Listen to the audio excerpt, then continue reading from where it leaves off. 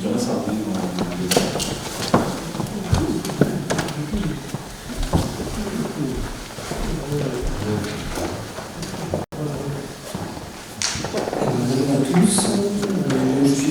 Je suis assistant en orthopédie sur l'hôpital d'Oravelo à Lyon. Et moi, je suis pas militaire, je serai bientôt réserviste, mais pour l'instant, ce n'est pas encore le cas. Et je viens vous présenter ce travail qu'on a fait dans le service, qui a été l'occasion de travailler des thèses également, avec le professeur Gérard et le professeur Bertani, qui sont eux militaires. Donc, d'abord, je n'ai pas d'intérêt en lien avec cette présentation. Tout d'abord, on va planter un petit peu le décor sur les fractures ouvertes en général. Vous savez que c'est un petit peu le pain quotidien d'un service de traumatologie lourde et qui nous expose à trois problèmes principaux que sont tout d'abord le problème de la couverture cutanée, c'est une fracture ouverte, ensuite le problème de la gestion osseuse et l'osteosynthèse qui est parfois différée, et tout cela dans un contexte général qui expose à une problématique infectieuse et qu'il va falloir gérer en même temps. C'est pourquoi l'EFORT en particulier a repris la littérature récemment et en 2018 a sorti des recommandations avec une prise en charge initiale qui était très codifiée, un parage agressif initial, une couverture précoce des parties molles afin d'éviter l'évolution vers la complication infectieuse, des recommandations d'éviter le recours à des thérapies par pression négative sur des durées prolongées qui ont montré une augmentation du délai avant la couverture et avant la consolidation définitive, et tout cela pour permettre une ostosynthèse la plus précoce possible, avec éventuellement une exofixation en cas de besoin, si ça va être nécessaire pour des durées prolongées. Il s'agit donc d'une chirurgie qui est complexe, qui nécessite parfois de nombreux acteurs, et une organisation en amont qui est très bien réalisée sur certains centres, avec une coopération entre des orthopédistes, des plasticiens, une spécialité éventuellement, des chirurgiens qui vont donc être formés aux gestes de couverture, y compris les plus complexes, des embolies par exemple. Tout ça avec une organisation du bloc opératoire qui permet la mobilisation d'équipes et de salles sur des durées prolongées relativement rapidement, avec des lits d'aval qui vont permettre d'accueillir ces patients sur des durées prolongées. Ça nécessite donc des centres un peu particuliers qui permettent de regrouper toutes ces compétences. Tout ça pour arriver à cette prise en charge-là, avec cette règle des 6, 7, 8, 9 qui est utilisée dans le milieu militaire, avec un sauvetage du membre dans les 6 premières heures, une gestion des parties molles dans les 7 premiers jours, une reconstruction osseuse et nerveuse dans les 8 premières semaines et une rééducation dans les 9 premiers mois, qui rejoint de façon assez admirable les recommandations des FORT qui sont elles pour la pratique civile. Donc tout ça nous amène au rôle du chirurgien traumatologue militaire en mission extérieure, dont on va voir que ces problématiques sont au cœur de ses pratiques, car il a deux activités. Donc la première, la principale, qui est le soutien chirurgical des militaires français, qui est une prise en charge dans ce qu'on appelle les rôles 2 et les rôles 3, qui va avoir pour objectif de stabiliser le patient, de réaliser une chirurgie de damage control, comme on l'a bien vu dans la présentation juste avant, et une évacuation rapide vers une structure d'aval dans les premiers jours. Donc on voit très bien ici qu'il n'y a aucune place à la chirurgie réparatrice sur le théâtre d'opération, que tout ça aura lieu une fois de retour sur le territoire français, dans une structure adaptée où toutes les compétences seront nécessaires. Néanmoins, les militaires français, les chirurgiens militaires n'ont pas que cette activité-là, ils ont aussi une deuxième activité qui est une activité historique, qui est une activité d'aide médicale aux populations. L'aide médicale aux populations a plusieurs objectifs. Le premier, c'est tout d'abord d'apporter des capacités de soins qui dépassent celles des praticiens, celles des structures locales. Vous voyez ici, par exemple, en haut à gauche, un enfant avec une fracture ouverte de jambe qui avait été traité par une attelle traditionnelle tchadienne. Et vous imaginez que l'évolution va être assez difficile dans ces conditions-là. En bas à gauche, une autre fracture ouverte au Tchad qui évoluait depuis 8 mois, et on voit bien que l'évolution est également défavorable. Deuxièmement, cette aide médicale aux populations a aussi un rôle vis-à-vis de la population en permettant d'améliorer la vision des populations locales vis-à-vis des forces armées françaises. Et enfin, heureusement, il n'y a pas de lycée militaire tous les jours, et entre ces différents épisodes, il faut bien entretenir les compétences du personnel, le garder sur l'équilibre, et cette aide médicale aux populations permet d'entretenir les capacités du personnel médical sur les antennes. Néanmoins, il y a des contraintes. Il y a un matériel qui est très limité, avec des moyens d'ostosynthèse difficiles d'accès, avec des antibiotiques aussi qui sont en quantité limitée, une traumatologie qui est souvent complexe, qu'elle dépasse les capacités locales. Il n'y a pas de transfert possible vers des équipes d'aval avec des moyens spécialisés.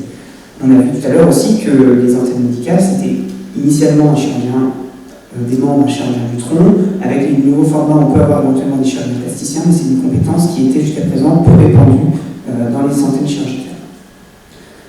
Vous voyez ici par exemple un patient qui avait été pris en charge sur Djibouti par le docteur Bertani avec une fracture complexe du plateau tibial par balle avec un orifice d'entrée interne et un orifice de sortie externe. À droite, vous avez l'aspect final après parage initial avec des pertes de substances cutanées importantes, une prise en charge initiale qui avait été possible par un fixateur externe et une thérapie par pression négative. Néanmoins, on voit qu'on va avoir très rapidement un problème de couverture cutanée, étant donné qu'il s'agissait d'un patient local, on ne pouvait pas le transférer vers un service plus adapté. C'est pourquoi la formation militaire inclut certains modules supplémentaires par rapport à la formation civile que l'on va voir ici.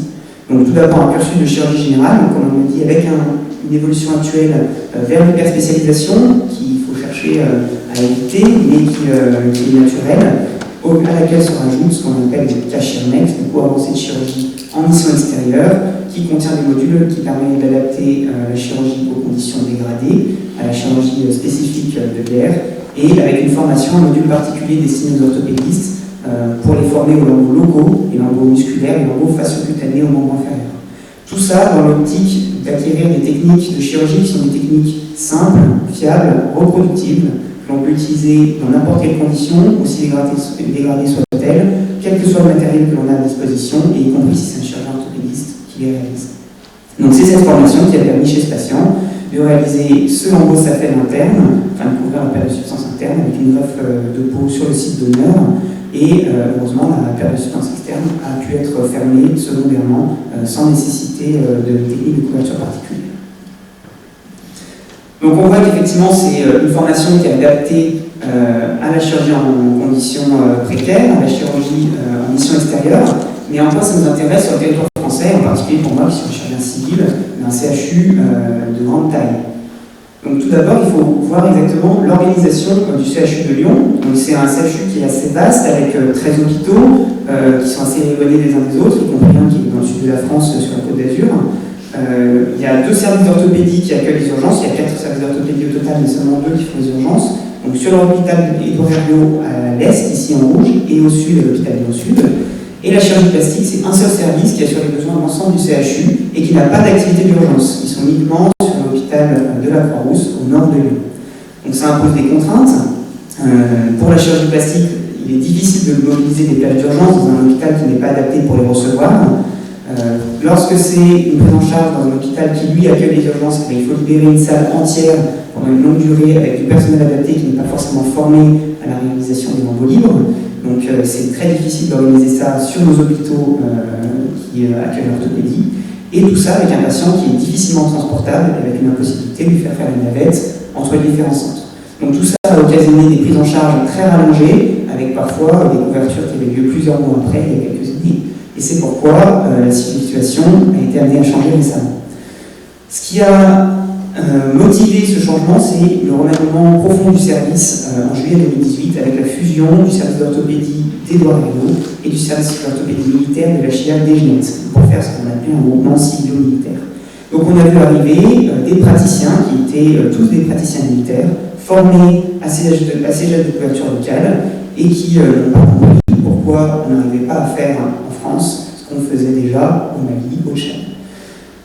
Ils ont donc commencé à prendre en charge eux-mêmes les fractures ouvertes et les techniques de couverture simple, bien sûr, avec une organisation d'un cours annuel destiné aux chirurgiens militaires et également civils, afin de transmettre ces pratiques.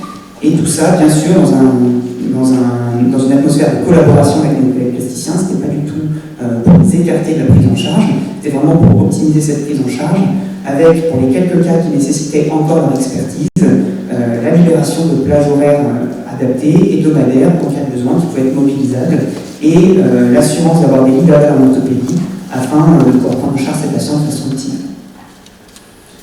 Donc tout ça nous amène ensuite logiquement à évaluer ces pratiques, à voir l'avantage qu'elles ont eu sur nos patients.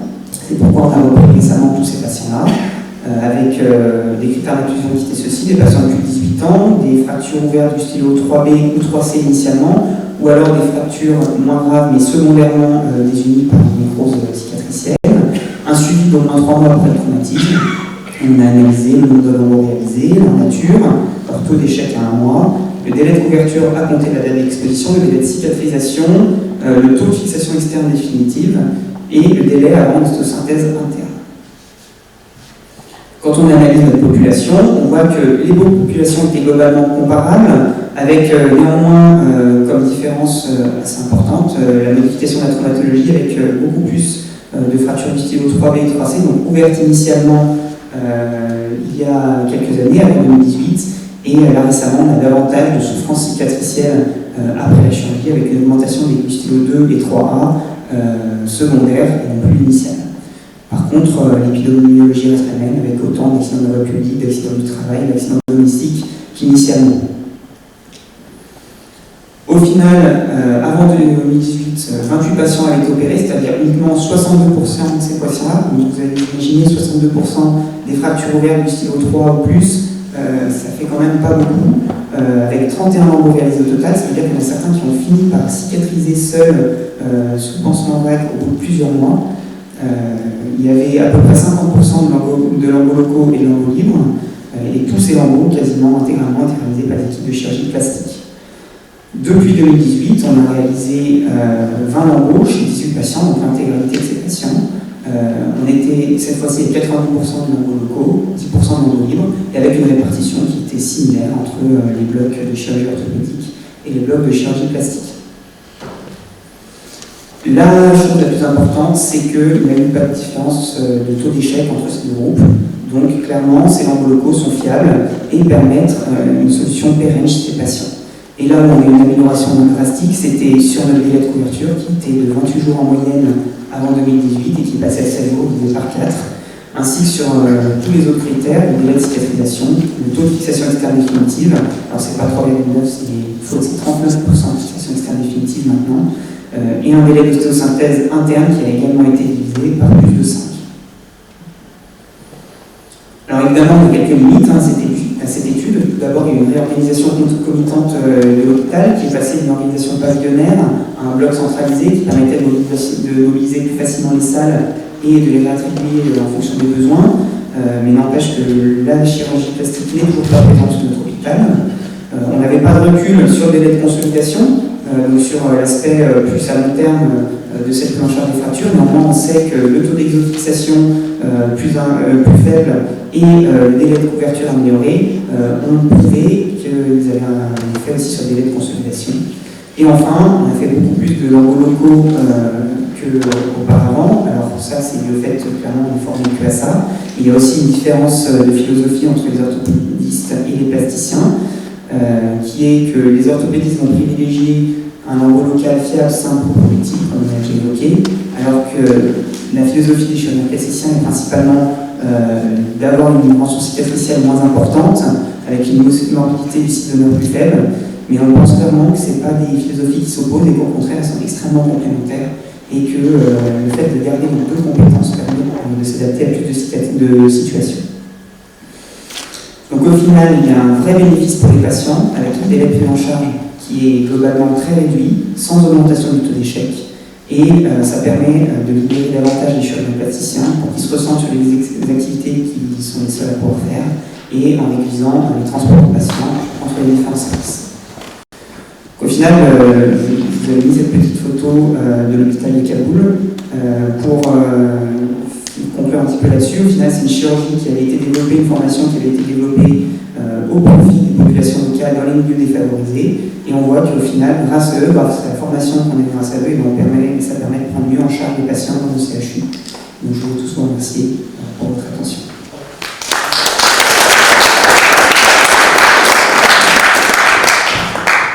Merci. Donc, vous avez parlé de deux sujets d'activité transposable, de chirurgie transposable et aussi de réanimation transposable. C'est vrai que la chirurgie cancérologie lourde fait plaisir à nos réanimateurs qui font plus de réanimation lourde de l'ordre qu'on fait les cancérologies. Ce qu'elles ont en commun, ces deux communications très intéressantes, c'est que, en tout cas, sur le cadre d'opération, les objectifs sont clairs. C'est un cas, c'est sauver la vie du patient, hémorragie en général. Dans l'autre cas, sauver le membre, parfois la vie s'il y a une plaie vasculaire associée. et également tout en préservant l'avenir de l'individu ou du monde à préserver. Et mettre en valeur également l'apport mutuel de nos compétences civiles et militaires avec les moyens d'établissement hospitalier dont nous disposons et avec une solution qui est celle que vous avez présentée au niveau des établissements de Lyon qui est très intéressante. Pour en revenir à la chirurgie viscérale, en tout cas dans nos hôpitaux universitaires, nous avons la pratique du prélèvement multi-organes qui est certainement, je n'ose pas dire ce mot d'entraînement, j'ai quand même dit, qui est une façon de développer la grande laparotomie et l'accès rapide aux gros vaisseaux, en particulier à l'aorte, au contrôle, en particulier des artères rénales, des artères mésentériques,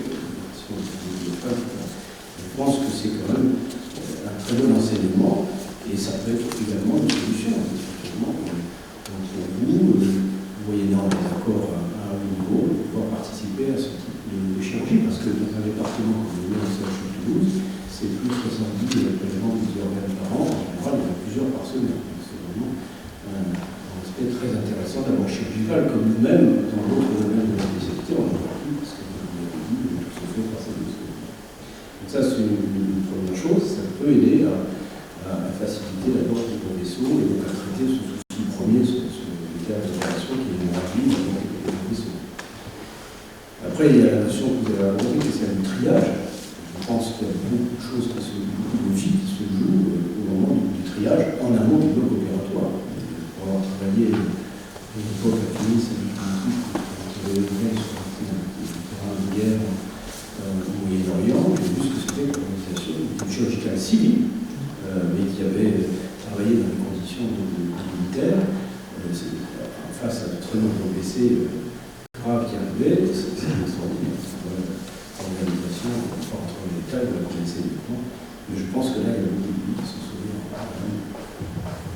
Est-ce qu'il y a des commentaires ou des questions?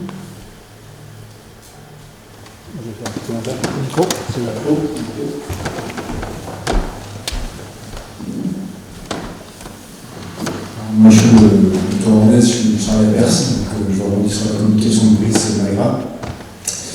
Et pour dire qu'en effet, la traumatologie, en fait, c'est pas qu'un problème de militaire, puisqu'en fait, si on regarde un petit peu les dernières publications qui sont sorties, les chirurgiens ne publient pas sur la traumatologie. Personne ne publie sur la traumatologie. Autant les réanimateurs, ils noient PubMed d'émissions de pro de réanimation, autant en chirurgie, en France, il n'y a personne qui est réellement intéressé par le sujet. Et en fait, on comprend assez bien parce que faire des groupes homogènes de malades en traumatologie, c'est quasiment impossible. Donc finalement, on sent bien que la formation et puis, on va dire, ceux qui devraient être leaders dans la formation de la traumatologie, ils préfèrent de faire de l'atome, ils préfèrent de faire une fois, etc., etc. Donc finalement, c'est un vrai défi et on est confrontés tous à la même chose, toutes les armées occidentales ont exactement le même problème. C'est de former les chirurgiens militaires à la traumatologie. Et ça, c'est un vrai défi qu'on partage avec l'ensemble de nos semblables.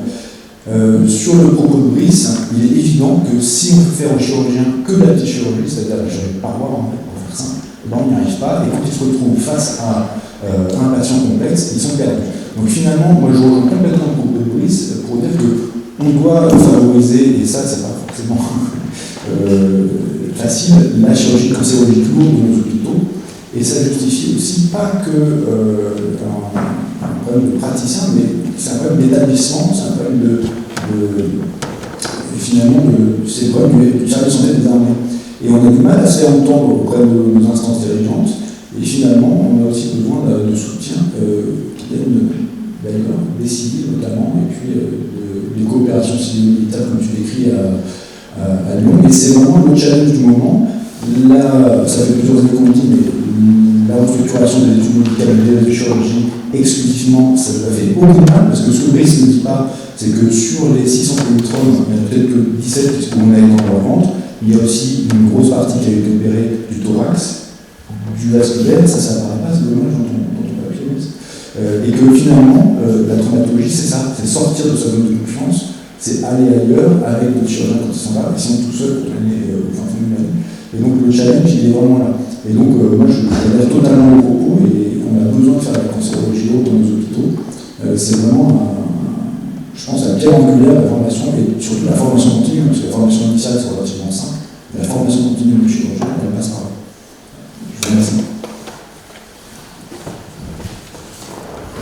tout cas, ça me paraît du bon sens.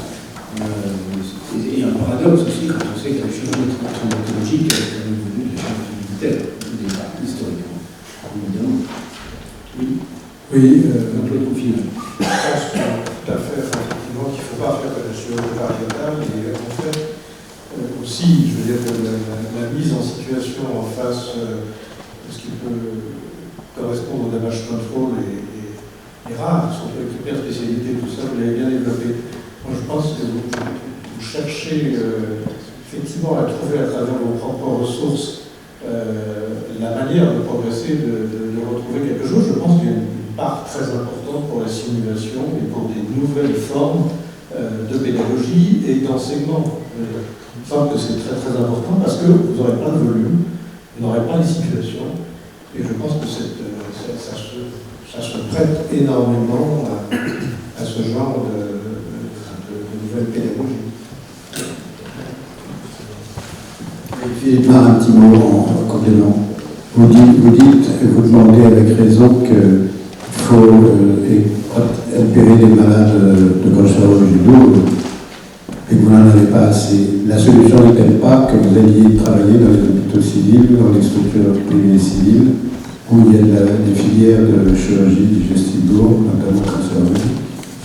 Effectivement, cette solution fait appel à des partenariats qui sont des partenariats difficiles, qui sont délicats. Ça se fait entre gens qui se font confiance. Ça se fait plus facilement depuis que notre formation est complètement imbriquée dans le TES civil, où on passe dans les stages de chirurgie en milieu civil, où on apprend à se faire connaître. Et de ce fait, on peut faire encore 1 ou 2 ou 3 ans, soit en chef de clinique, soit à temps partiel, ce qui se fait à Paris, soit on passe aussi dans les équipes au titre des PMO que vous avez évoquées, qui effectivement sont aussi des moyens de conserver des bonnes compétences techniques individuelles. Donc ce partenariat il se fait, mais il se fait pour créer des équipes et des gens dans des rapports humains. Il faut donner confiance, avoir la confiance des chefs de service. Et ça se fait très bien à Paris, je crois. Non, ça se fait pas très bien parce qu'en fait, ça se fait pas très bien parce que là encore, c'est les administratifs qui nous imposent parce qu'on est chirurgien militaire, on travaille pour l'armée et donc ils demandent, quand on va bosser à la PHP, de payer le service de santé pour le rétribuer parce qu'on doit aller travailler là-bas. Donc il faut payer une journée, ils demandent des sommes astronomiques et du coup, les gens ne veulent pas payer. Donc là, tout le problème, c'est que nos dirigeants, nos administratifs qui ne comprennent pas grand-chose, eux veulent être juste un peu les chiens de l'ARS. Et donc l'ARS dit bon, vous voulez faire travailler aux chirurgiens, pas de souci, on va vous envoyer dans les mouroirs là où il n'y a personne, comme ça vous allez faire de la chirurgie, oui, mais il faut regarder ce qui s'y fait. En fait, ils veulent nous envoyer dans des hôpitaux complètement moribonds pour aller faire 3 mauvaises hernies et 2 mauvaises vésicules. Alors on a dit non, c'est pas ce qu'on veut, nous on veut aller justement dans les services de pointe à la paix, pour aller faire de la chirurgie cancérologique, pour être intégrés dans ces équipes. Et les patrons sont OK parce qu'on a connu qu'on était interne, ils nous aimaient bien et on arrive parfois à avoir quelques conventions dans l'unité, mais parce que je connais le patron, on a fait un truc, tu viens chez moi, tu viens chez toi, et du coup il n'y a pas d'histoire d'argent, mais il y a une grosse histoire d'argent, et nous ils demandent du coup que les services de santé soient attribués, la paye ne pas, et du coup ça bloque souvent pour ça, une histoire d'argent, parce que les administratifs qui gèrent, moi je ne veux pas laisser mes praticiens là-bas parce que ça coûte, et du coup ils ne travaillent pas chez moi. Et après la réflexion qu'on a de se former, ça. Donc ce n'est pas forcément qu'une question de monter souvent, surtout dans les hôpitaux et les salles d'opération, il y a des questions de réglementation. Je pense qu'après cette séance, on pourrait, à la faveur d'une synthèse qu'on pourrait faire ensemble, avoir potentiellement une action commune pour essayer de mettre un peu d'huile dans les rouages réglementaires. Oui, on ne peut pas imaginer qu'une formation puisse être payante. Je me permets de revenir à une méthode très ancienne qui va rebondir avec le décret du 27 avril dernier sur le don du corps à des fins d'enseignement médical et de recherche. Autrefois, les gens se formaient en médecine opératoire. À Lyon, il y avait un cours de M. Ménard tous les mardis, 3 heures le soir, justement, spénéctomie, néphrectomie d'urgence. Il y a par exemple à Caen Martin Thier qui fait le cours de chirurgie d'antarctique, mais aussi avec des traumas d'urgence. Et je crois qu'il y a là vraiment aussi une possibilité très importante, surtout avec le modèle C-Life qui a été développé à Poitiers, où non seulement seulement on a la maîtrise de l'anatomie qui est quand même la base de la chirurgie d'urgence, déjà l'arrêt, etc. à montrer, mais avec C-Knife, on a en plus la notion de circulation artérielle, de plaie artérielle, et je pense que ça reste là une méthode vraiment de priorité de formation en amont. C'est sûr. Alors, le modèle C-Knife est utilisé justement pour les chirurgiens affectés en antenne, en plus de la formation initiale, tous les chirurgiens affectés en antenne pendant la première année vont à Poitiers, ils viennent et font On pourrait demander au docteur Massardet si, depuis comment s'est établi justement le réglementaire de collaboration qui a lieu au niveau des hôpitaux de Lyon entre les chirurgiens civils et très brièvement parce qu'on a fait un peu de retard. Alors ça, j'ai pas de connaissances sur le côté réglementaire, étant donné que j'étais interne à cette époque-là. Voilà, je sais que ça marche à peu près en orthopédie, je ne saurais pas vous en dire plus. Je vais répondre à cette place. Il s'agit d'un système de mise à disposition des équipes militaires qui travaillaient à l'hôpital des Genettes dans l'hôpital Édouard Dulot, où il y avait un manque, justement, il manquait vraiment un PU. Et nous, on avait un professeur agrégé, donc il y a eu un accord entre les HCL et notre direction du groupe. Et donc j'estime à mon niveau que c'est une insertion, on dit, qui se passe très bien. Oui, mais c'est une équipe militaire entière. Quand il y avait besoin, ça marche bien dans ce sens-là. Ils avaient besoin, on avait un truc, mais dans ce sens-là, oui, parce qu'eux, à un moment donné, ils n'avaient plus d'orthopédistes, donc ils ont fait venir. Mais globalement, après, nous, dans les services qui sont à peu près bien cotés de pointe, il y a du monde, donc il faut qu'on arrive à s'intégrer. Et là, nous, le problème, c'est qu'il y a besoin, en ce moment, c'est à Meaux, c'est à tout ça, c'est très loin. Je voudrais rebondir sur ce qu'a dit le Dr Ornès sur la littérature. Effectivement, il y a des centres qui font de la traumatologie. Et il y a une littérature américaine très abondante, mais on a appris que les Américains n'étaient pas forcément les meilleurs, qu'ils avaient du pétrole, ils devaient avoir des idées. Est-ce qu'il n'y a pas de place là, pour un registre dans ces centres, pour de constitution de registre dans ces centres, pour avoir des séries, que ce soit dans les hôpitaux militaires ou dans les hôpitaux civils, concernant certaines gestions de gros traumatismes. La deuxième chose, c'est que, en fait, les équipes civiles, ça ne les intéresse pas. Là, vous avez montré une diapositive d'embolisation de rate. Parce qu'en fait, ce qui les intéresse aux équipes civiles, c'est d'avoir un traitement mini-invasif aussi efficace que la chirurgie classique.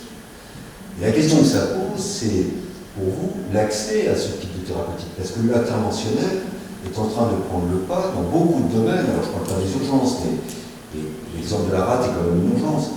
Et donc, ça pose une question. Et pour l'accès à la chirurgie, je me disais, mais est-ce que, par exemple, renforcer les équipes de garde dans des gros centres, est-ce que ça peut être intéressant? Parce qu'il y a quand même, parfois on regarde les chirurgies lourdes. Et donc, ça pourrait être un sujet qui pourrait peut-être éliminer le problème de l'argent. Ou moins dans les villes où il y a un militaire. On voit un intérêt dans le renfort des équipes pour l'accueil de décès graves dans les centres centers, c'est que ça améliore, ça maintient les compétences dites d'équipe. Dans les équipes, c'est qu'on envoie en garde un chirurgien, un réa, au niveau d'un gars, et on fait travailler tous ensemble à l'accueil du décès. Pour les compétences techniques individuelles, j'estime effectivement que le modèle cancérologique avec un modèle, l'exemple de la rate est typique lorsqu'il y a dans un point center 2 grands fractures de rate à opérer dans l'année, c'est bien du monde. Et quand bien même on doit opérer ces rates, finalement c'est le chirurgien senior qui va les faire, parce que vous fait beaucoup, il ne va certainement pas le laisser à l'interne, il ne veut pas qu'il perde de chance. Donc c'est double faiblesse. Petite dernière chose, c'est un commentaire. Je pense que c'est, en voyant le tableau, vraiment à vous, les militaires, de reprendre la main sur cette formation, sur cet enseignement, et le fait qu'on a, nous aussi, dans la chirurgie thoracique lourde, je veux dire, ça disparaît, je veux dire, les chirurgies ouvertes, etc. Donc on va avoir une modification très importante aussi dans les aptitudes des chirurgiens. Donc je pense qu'il y a une place, et vous êtes excessivement bien placé pour avoir une réflexion et éventuellement organiser des éléments de formation qui tournent autour de de cette problématique. Très bien, merci. Et on s'appuiera sur la synthèse, l'excellente synthèse que nous fera Jean-Pierre Rosenberg pour un texte commun pour vous suivre